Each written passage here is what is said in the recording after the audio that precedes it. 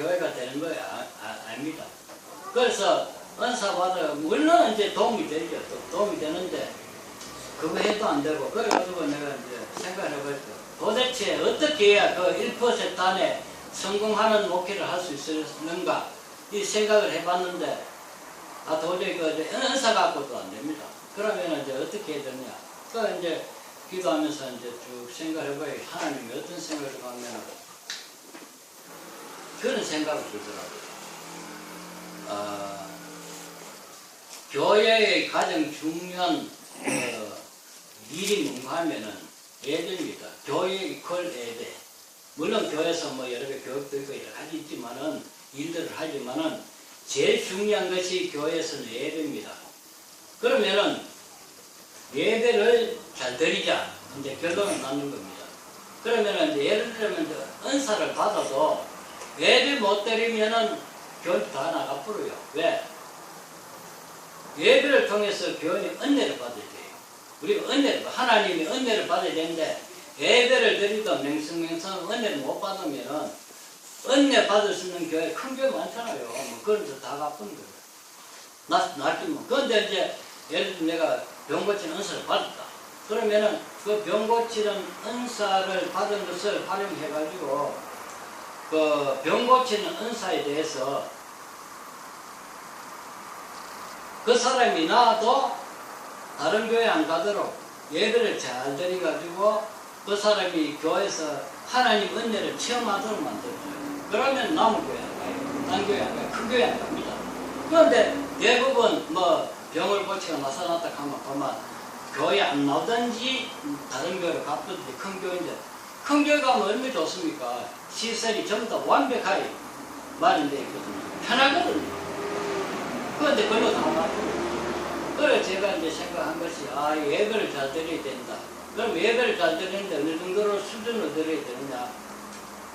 일반 기성 교회의 그 예배 수준보다는 높아야 된다. 높게 드려야 된다. 질적으로 높아야 된다. 저는 그렇게 생각을 했습니다. 그래서 어떻게 하든지 저도 이 예배의 질을 높이려고 많이 애쓰고 노력하고 있는 그런 중에 있습니다. 그래서 이 예배를 잘 드리려고 하면 세 가지가 다 잘 돼야 되죠. 그 뭐 설교, 그리고 기도, 그리고 찬송 이 세 가지가 일반 교회보다 수준이 높아야 된다. 난 그렇게 보는 거죠. 그래서 이것이 이제 성공길로 갈는지 안 갈는지 저는 모릅니다. 그렇지만은 제가 이제 처음에는 은사를 위주로 이제 목회를 했다면 이제는 은사보다는 예배 자체를 아주 수준 높게 드려서 하나님 앞에 상달되는 예배를 드려볼까 저는 그렇게 생각하고 있습니다. 그리고 사실 이 예배에 대해서 좀 더 우리가 살펴보려면은 언젠가는 제가 이 예배에 대해서 성경 전반적으로 한번 훑으려고 합니다. 그러면은 예배에 대한 개념이 대충 잡힐 수가 있습니다. 그래서 뭐 예를 들면 아벨의 예배, 가인의 예배, 그리고 아브라함의 그 제사, 그리고 또 그 엘리야의 제단, 이런 걸 이제 살펴봐야 되거든요. 그러면은 이제 예배를 드리면 어떤 상황이 벌어진다 이런 것이 나타납니다. 그래서 이걸 한번 훑어야 되는데 오늘은 계속 그 하나님의 말씀 가운데서 성막을 계속합니다. 성막이 이제 한 서너 번 남았습니다. 그리고 오늘은 이 성막을 하는데 이 성막이 오늘은 좀 짧은 것 같아요. 그래서 내가 이제 이런 이야기를 좀 해봅니다. 시간 때우기 위해서 제가 이런 이야기를 해봅니다. 오늘 성막의 이제 제목이 뭔가 하면은 휘장입니다. 휘장. 성막의 휘장. 그 휘장이 이제 두 개가 있는데 성막 휘장이라고 하는 것은 이제 성소로 들어갈 때 그 휘장을 걷고 거기 문 역할하는 거죠, 사실. 그걸 걷고 들어가고 지성소 들어갈 때도 그 문을 그 휘장을 걷고 들어가야 됩니다. 그리고 오늘은 이 휘장에 쌓인 그 비밀들을 우리가 한번 살펴보려고 합니다.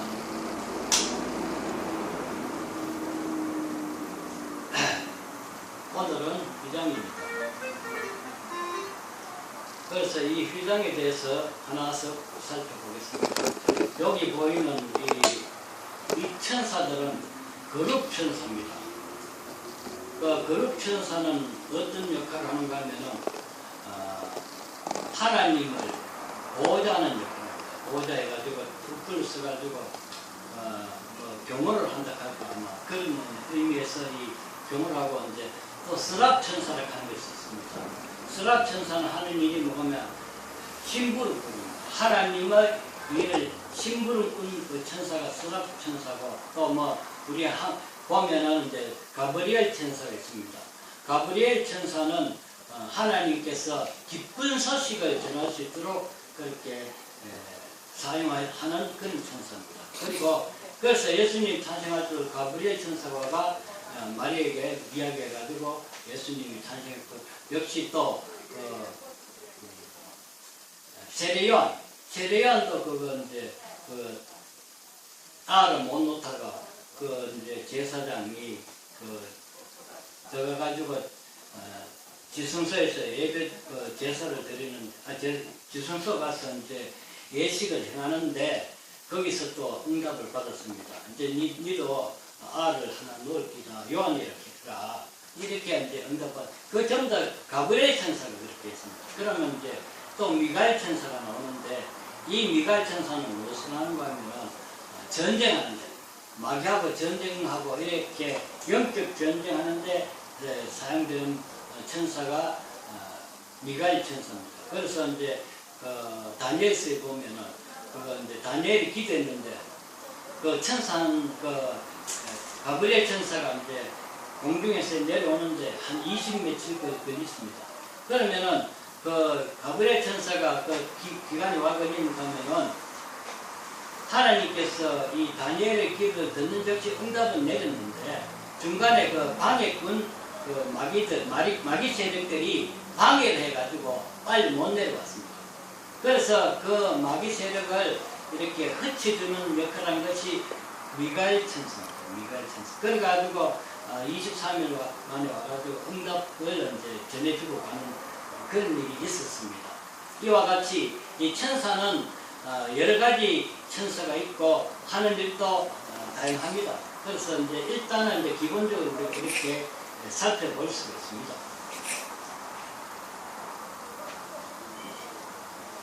자, 여기 보면은 이제 너는 청색, 자색, 홍색실과 가늘게꼰 배칠로 짜서 장을 만들고 그 위에 그릇들을 경조히 수놓아서 금갈고리로 네 기둥 위에 들이우되 그 네 기둥을 조각목으로 만들고 금으로 샀어 내 은받침 위에 둘지며 그 장을 갈고리 아래 들여온 후에 정극계를 그 장 안에 들여놓으라. 그 장이 그 너희를 위하여 성소와 지성소를 구별하리라. 이런 말씀이 있습니다. 그래서 이제 이 장막 오늘의 휘장은 두 종류가 있다. 성소로 들어가는 휘장과 지성소로 들어가는 휘장. 이렇게 있다고 보십니다. 그래서 이제 휘장의 위치를 한번 살펴보죠. 요거는 이제 요 앞에는 성전 성막들에서 성소 안으로 들어갈 때 이 휘장을 걷고 들어갑니다. 첫째 휘장이라고 합니다. 그리고 이제 요걸 첫째 휘장이라고 하고 이제 둘째 휘장 지성소 입구 요것을 이제 걷고 올라갈 때 두 번째 휘장이라고 하는데 이 지성소는 대제사장이 1년에 딱 한 번 들어가는 곳입니다. 그래서 이 휘장을 걷고 들어갈 수 있습니다. 그러면은 이 휘장 역할이 뭐냐면은 뭐 나중에 또 나오겠지만은 문 역할입니다. 그러면은 이제 우리 이 지성소에까지 들어가야 하나님 우리가 직접 만난 것과 같습니다. 직접 만난 겁니다. 여기 하나님 계시고 그 성소 안에까지 들어가지고는 하나님을 직접 만나지 못하고 간접적으로 경험하는 그런 장소가 이 성소의 장소라고 볼 수 있습니다. 그러면은 사실 그 지성소까지 들어가기 위해서는 문을 3번 열어야 됩니다. 성막문, 쟁치면 밖에 있는 성막문을 열고 들어가면은 성막뜰이 나옵니다. 그리고 또 그 다음에 성막뜰에서 그 성소로 들어가려고 하면 이 휘장을 걷고, 첫째 휘장을 걷고 들어갑니다. 그럼 요게 이제 2번째 문이 되는 거죠. 그리고 3번째, 지성소로 들어가려면 또 휘장을 걷어야 됩니다. 이 문을 3개 통과해야 하나님만. 이거는 뭘 상징하는가 하면은 우리 신앙 수준 단계를 지금 이야기합니다. 교회를 오래 댕겼지만은 성전, 성막들 여기에 머무는 신앙의 사람들이 있습니다. 이 사람은 요 안에 안 들어가봤기 때문에 요 사실을 몰라요. 그러면은 제가 전번에 이야기했지만 성막들의 신앙은 참 비참합니다. 동물 잡는 거 다 봐야 되는데, 동물 태우는데 연기 다 냄새 맡아야 되는데, 참 아주 비참한 그런 상황입니다. 그리고 여기서 이제 성소로 딱 들어가면은 완전 다른 세계가 열립니다. 성전뜰에서 세계하고 이 성소 안에 들어가면은 완전 차원이 다른 세계가 열립니다. 어떤 차원이 들립니다. 여기 가면은 전부 다 기구가 금빛이 버쩍버쩍 납니다. 어리빛까지 솔때가 아니고. 그리고 바깥에서는 고기 타는 냄새를 맡았지만 여기 들어가면은요 향내를 맡습니다. 향내. 냄새가 틀립니다. 완전 냄새가 다른 냄새가 납니다. 그러면은 진짜 신앙 시작이라고 하는 것은 이 성소 안에 들어가야 진짜 신앙이 나옵니다. 신앙이 재밌습니다. 그런데 바깥 신앙은 재미가 없죠. 왜? 고기 타는 냄새 맡아보셔서 그거 좋아하는 사람들 있습니까? 배고픈 사람이야 고기 타는 냄새 좋겠지. 그런데 정상적으로 배가 안 고픈 사람들이 고기 타는 냄새 맡아보셔서 기분 좋은가? 안 좋지.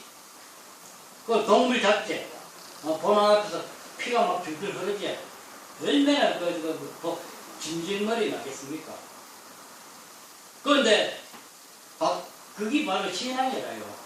한평생 댕겨도 아주 이 성막들에서 머무는 신앙들이 있어요.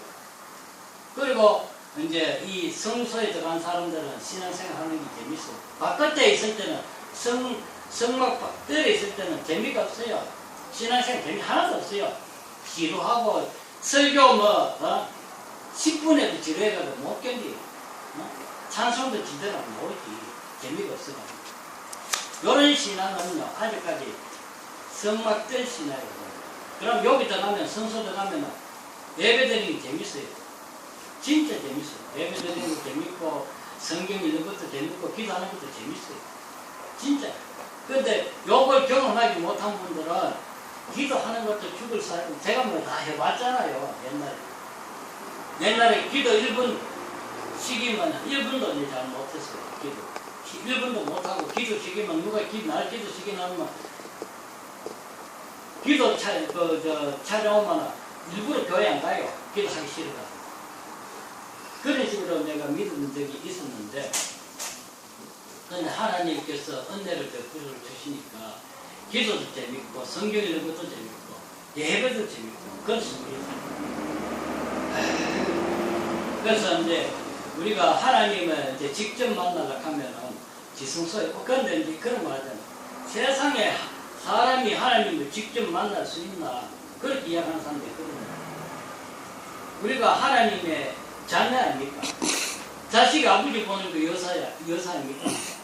그런데 볼 수 없다고. 구약에서는 사실 볼 수 없어요. 모세도 하나님 뒷모습만 봤지 앞모습을 못 봤거든요. 그런데 신자가 가지고 앞모습까지 다 보여줘요. 왜? 양자의 영, 다시 말해 성령이 이제 양자의 영인데 그 성령을 받으면 우리가 하나님이 양자가 됩니다. 양자가 저 아버지 얼굴 보는 거 여사지. 하나님 아버지랑 갑니까? 그런데 왜 그러면 우리가 하나님을 직접 못 보고 이야기가 안 통하느냐? 그거는 하나님 문제가 아니고 내 문제입니다. 자기 문제입니다. 어찌 내가 죄가 많고 하나님 앞에 정결치 못하고 영적 수준이 안 되면은 하나님 만나기 힘든 거라. 내만 준비되면은 하나님 만날 수가 있는 거라. 그래서 이 지성소까지 들어가는 그 신앙 단계를 우리가 거쳐야 된다. 그렇게 볼 수 있습니다. 그러니까 하나님은 뭐 누구든지 만나고 싶지. 그런데 우리 신앙 수준이 단계가 아직 안 돼가지고 지성소까지 못 들어가는 거예요. 그렇습니다.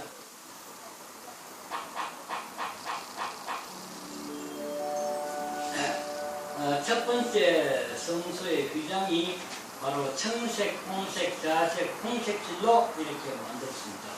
그 여기 보면은 여기 청색은 여기 있죠. 청색, 그리고 홍색, 붉은색, 그 다음에 자색, 그리고 백색.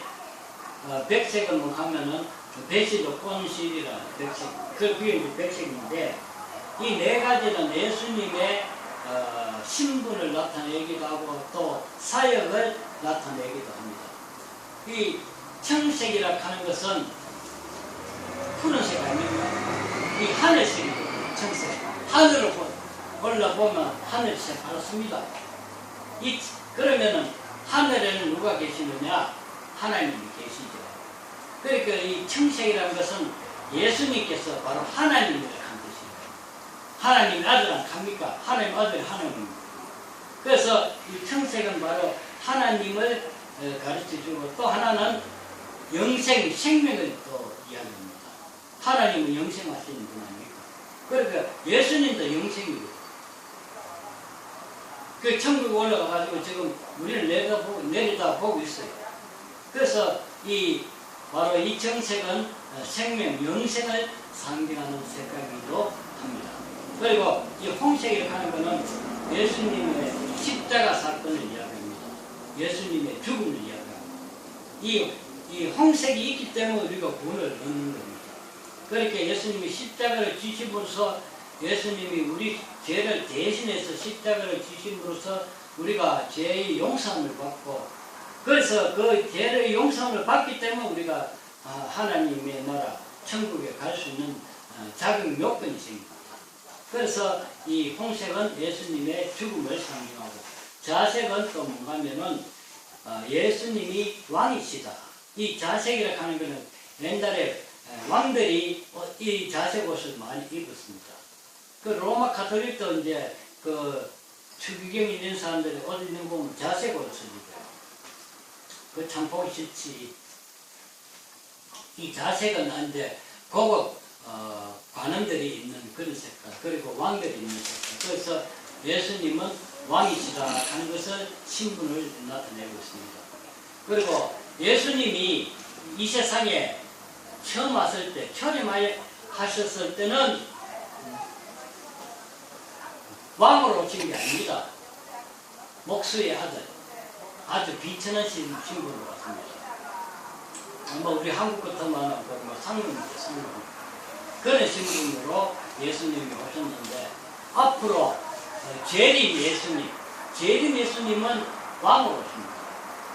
그리고 초림 예수님은 참 사랑의 예수입니다.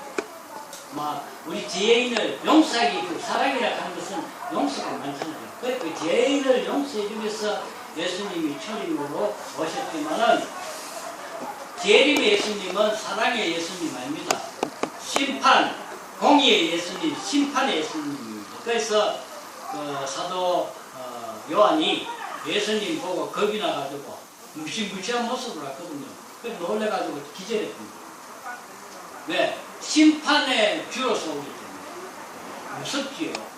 그리고 이제 초림 예수님은 참으로 겸손하신 분이고 사랑이 많으신 분으로 오셨기 때문에 모습이 안 무섭죠. 이와 같이 여기 이 네 가지 색이 바로 예수님의 사역과 신분을 나타내는 색으로 되기 때문에 이 색을 통해서 이렇게 휘장을 짜라 이렇게 명령하고 있습니다. 이 휘장도 예수님을 상징하고 있습니다. 여기 보면은 첫 번째 휘장은 성소를 보호하는 역할을 하는데 청색, 홍색, 자색, 백색은 성막문과 같이 그리스도를 상징하며 성도를 보호하시는 그리스도의 사역을 상징한다. 그렇게 말하고 있습니다. 유다서 1장 24절 능히 너희를 보았사 거침이 없게 하시고 너희를 그 영광 앞에 흠이 없이 즐거움으로 서게 하실 자 곧 우리 구주 예수 그리스도 이렇게 나오고 있습니다.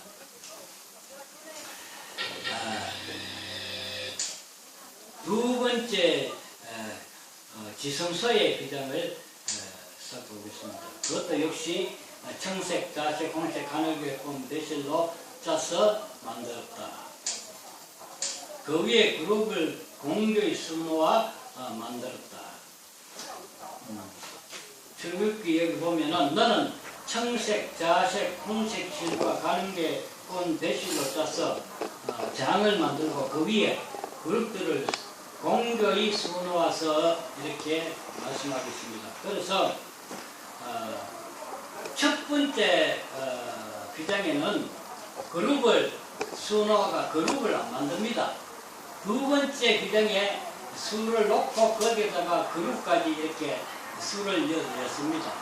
그 그룹이 있다 하는 것은 바로 하나님의 임재를 상징합니다. 그룹이 있는 곳에는 하나님의 임재가 있습니다. 그래서 지성소는 하나님의 임재해 있다 하는 것을 알리기 위해서 두 번째 규정에는 바로 그룹을 새겨놓고 있습니다. 그냥 새기는 게 아닙니다. 첫 번째 규정에는 안 새겼어요.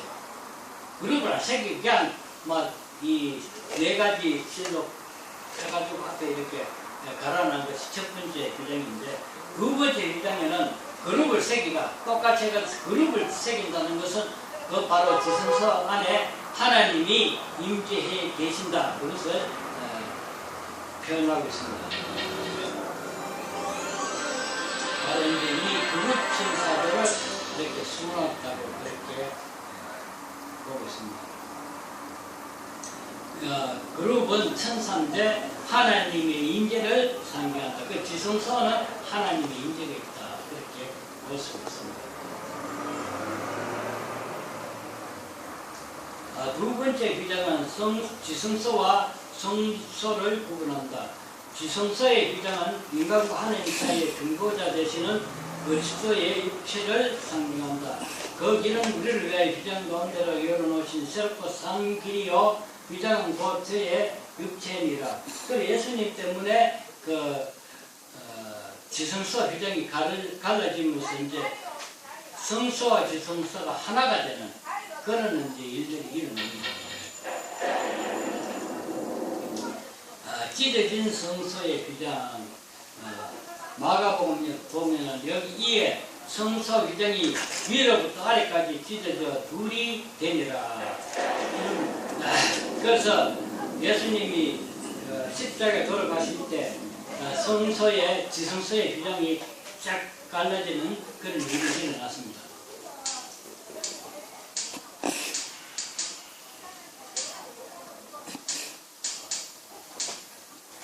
예수께서 다시 크게 소리 지르시고 영원히 떠나시다. 이에 성소 규정이 위로부터 아래까지 찢어져 둘이 되고 땅이 진동하며 바위가 터지고 이런 구절이 나옵니다. 그래서 예수님께서 그 십자가에 돌아가심으로 인해 가지고 우리가 하나님께 제 대제사장이 딱 한 번 갈 수 있는 그 길을 언제는 우리가 신앙 수준만 되면 늘 하나님을 만날 수 있는 겁니다. 신앙 수준이 안 되기 때문에 잘 못 만나는 거지. 에베소 2장 14절 그는 우리의 화평이신지라 둘로 하나를 만드사 중간에 막힌 담을 얻으시고 주님은 인간과 하나님 사이에 막힌 죄의 담을 얻으시고 화목하는 중보자의 사역을 완성하셨다. 그래서 이 성소가 찢어짐으로 인해서 우리가 이제 신앙생활하기 더 편하게 되었다. 그렇게 볼 수 있습니다. 그리고 하나님을 만나기가 옛날보다는 영 쉽게 됐다.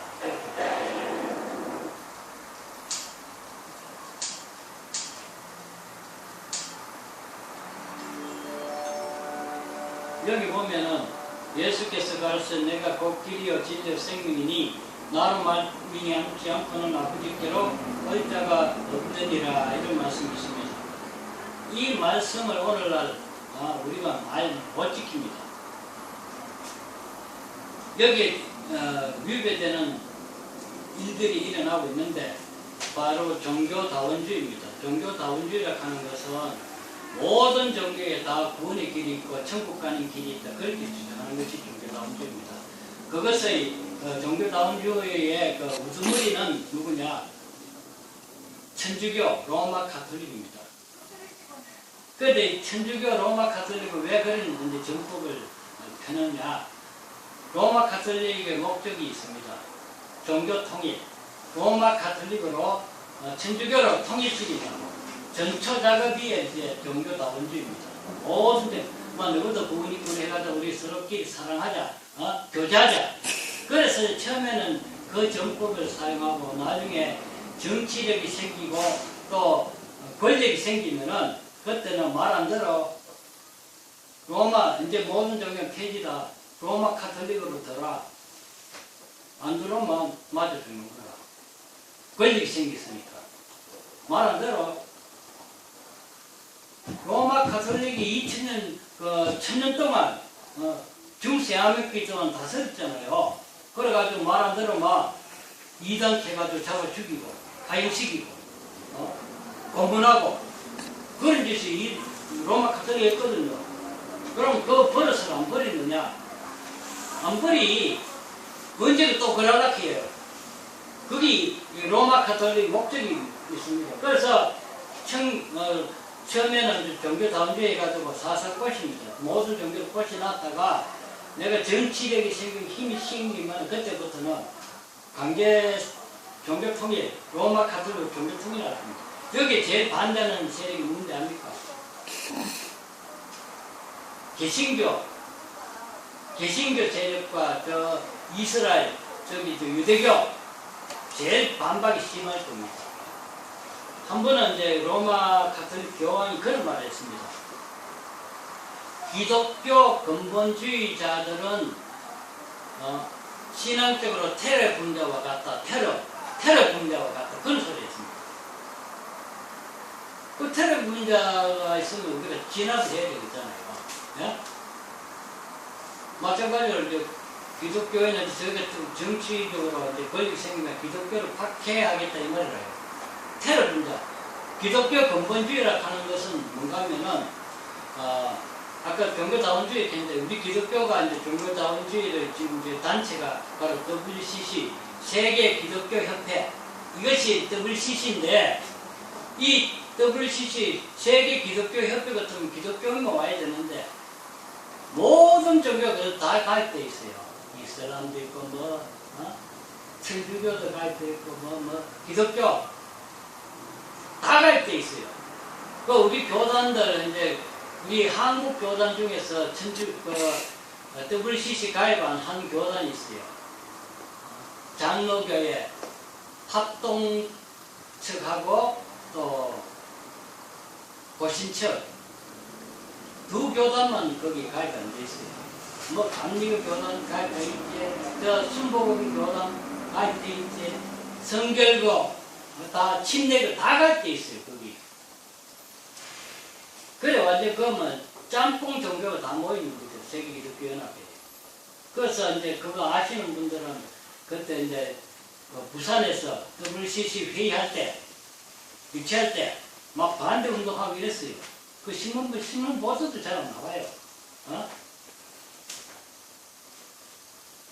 그래가지고 이제 그런 일들이 있었는데, 그래가 그것 때문에 또 이제 치리받기도 하고, 이 통합측, 장로교, 장로교는 이제 네 파가 있는데, 기장책이 있고 통합측이 있거든요. 이거는 이제 가입되어 있어요. 그런데 통합측 목사님이 중에 반대 운동하다가 치리 당했거든요. 당시는 6개월 동안 정직이다. 목사 정직이다. 해가지고 치리당한 그런 목사도 있어요. 그래가지고 참 재밌어요. 그래서 이제 통합적 교단 전체적으로 WCC 가입되어 있기 때문에 반대를 하면 안 되거든요. 개교육과 반대해가지고, 그래가지고, 결국, 그래, 나도 속으로, 이야, 이 통합책에서도 이 WCC 반대하는, 개인적으로 반대하는 목사님이 있구나. 진짜 잘한다, 잘하는데, 속으로, 당신은, 바른 일하다가 이렇게 치료를 당했으니까 천국 가면 사는 법이 있겠구나 이런 생각이 들더라고요. 예수 믿는 이유가 뭡니까? 천국 가는 믿고 천국 가가지고 예수 잘 믿는 이유는 뭡니까 또? 천국 가 상금 많이 받으려고 예수 잘 믿으려고. 똑같으면 말라고 잘 믿었고 예수 믿고 키우는 거지. 그 말하면서 오늘 이제 우리 한국교회에 이 진리를 잘못 가르쳐가지고 카톨릭과 같은 그런 말을 많이 해요. 그런데 그렇게 하고 있어요. 예수를 믿어도 착해야 된다. 착하게 살아야 된다. 그래야 구원받는데 그렇게 가르치는 게 로마 카톨릭이거든요. 그러니까 예수를 안만 믿어도 하는 율법을 지켜야 천국 간다. 그렇게 가르치고 있습니다. 율법은 바로 행동이거든요. 행위. 그 행동이 좋고 행동이 좋아야 천국 간다. 그러면은 오늘 우리 그것도 이제 오늘날 목회자들이 그걸 북면을 모아가지고 말을 또 그렇게 합니다. 예수를 믿지만은 착하게 살아야 안 되겠습니까? 이렇게 하면서. 그런데 실질적으로 교원 10명 잡고 물어보면은 성도님 당신 지금 당장 죽으면 천국 갈 자신이 있습니까? 하면 10명 중에서 9명은 고개를 쩔쩔 흔들깁니다. 자신이 없거든. 얼마나 내가 착하게 살아야 천국을 갈 수 있겠느냐. 그거 생각하면 자신이 없어요. 나는 뭐 자신 있다. 이렇게 당당하게 할 수 있는 사람은 한 100명 중에 한 사람이 있을런가. 그런데 그건 진리를 몰라가 그래요. 예수를 확실하게 믿으면 천국 다 갑니다. 그래서 이제 내가 간증 예배를 들어보면 천국 가니까 개털 모자 쓰는 사람도 있더라. 그건 상급이 없다는 말이거든요. 그리고 멸류관을 끈적끈적 선 사람도 있더라. 이런 애들 간증하는데 그럴 겁니다. 천국에 무슨 개털 모자가 있겠습니까?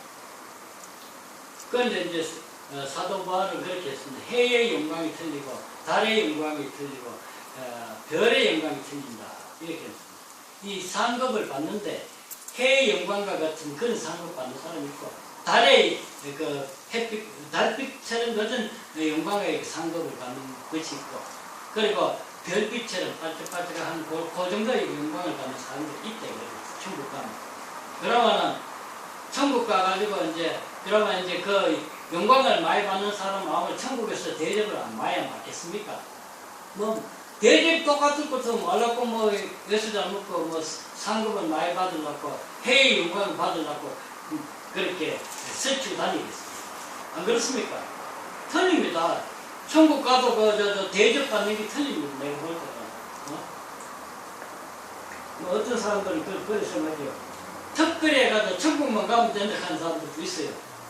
그러면 또 그런 믿으면 그런 믿을 수도 있어요. 그런데 어떤 분들은 천국 가가 상금 많이 받으려고 순교도 성취하고 순교상 예쁘다고 그 다음에 전도상 두 번째 그런 이야기를 하는데 그럴 것 같아요. 내가 보면. 자, 오늘 간단히 이렇게 끝났습니다. 다같이 한 5분 정도 이 오늘 들은 말씀을 생각하면서 은혜 받은 대로 한 5분 정도 기도하겠습니다.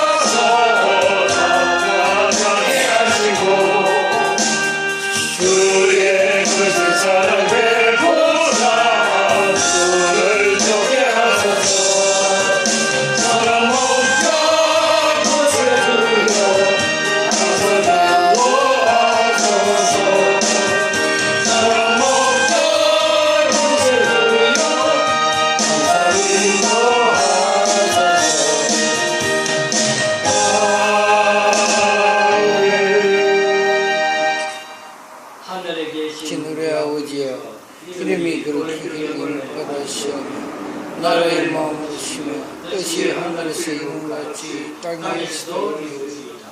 오늘 우리에게 일용할 양식을 줍시오. 우리가 우리에게 죄진자를 사하여 준 것 같이 우리 죄를 사하여 주시고 우리를 시험에 들게 하지 마옵시고 다만 악에서 구하옵소서. 나라와 권세와 영광이 아버지께 영원히 있사옵나이다. 아멘.